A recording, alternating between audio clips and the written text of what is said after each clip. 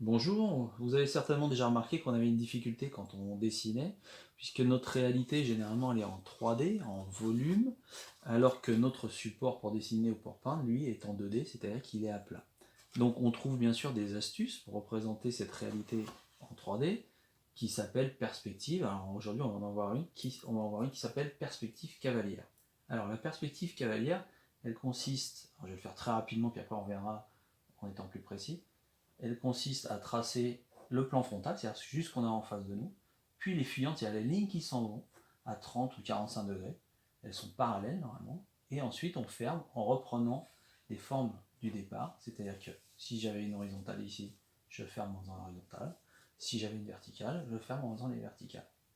Alors bien sûr, il y a une méthode beaucoup plus chic, beaucoup plus précise, et pour cette méthode, on a besoin d'une règle et d'une équerre. Alors, comment faire?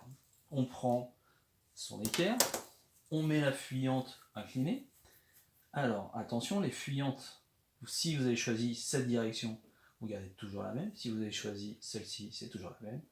Et bien sûr pour celle-là, et pour celle-là aussi, il faut garder toujours la même. C'est-à-dire que je ne peux pas faire une fuyante dans ce sens-là, puis d'un seul coup une fuyante dans ce sens-là, sinon ça ne marche plus au niveau de la perspective cavalière. Comment ça fonctionne? Alors, vous prenez une fuyante, donc une ligne légèrement penchée, vous posez votre équerre dessus, ensuite vous venez caler votre règle, cette règle ne doit plus bouger, et voilà comment ça va se passer. Alors je trace ma première fuyante, je décale mon équerre, je trace ma deuxième fuyante, puis je vais tracer ma troisième fuyante, et normalement les trois sont parallèles puisque j'ai utilisé cette méthode avec la règle et l'équerre. Maintenant je veux tracer une droite pour fermer parallèle à celle-ci. Qu'est-ce que je fais? Je me cale ici, je prends la règle et je vais déplacer mon équerre, faire une translation, de façon à fermer cette forme géométrique.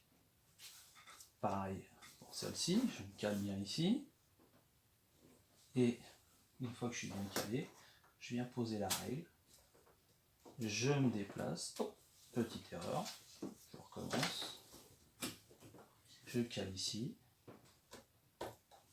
je déplace l'équerre, sans bouger la règle si possible, je n'ai pas fait,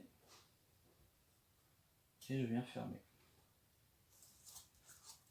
C'est valable pour toutes les autres directions. Imaginons que je veuille aller dans cette direction. C'est la même chose. Je prends d'abord ma fuyante, je la pose, je cale avec.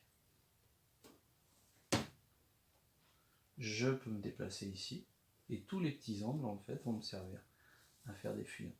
Je vais en faire quelques-unes pour vous montrer, et après ça sera bon. Voilà. Donc celle-ci et celle-ci sont parallèles. Je peux continuer ici, ici, et voilà. Et je ferme tout.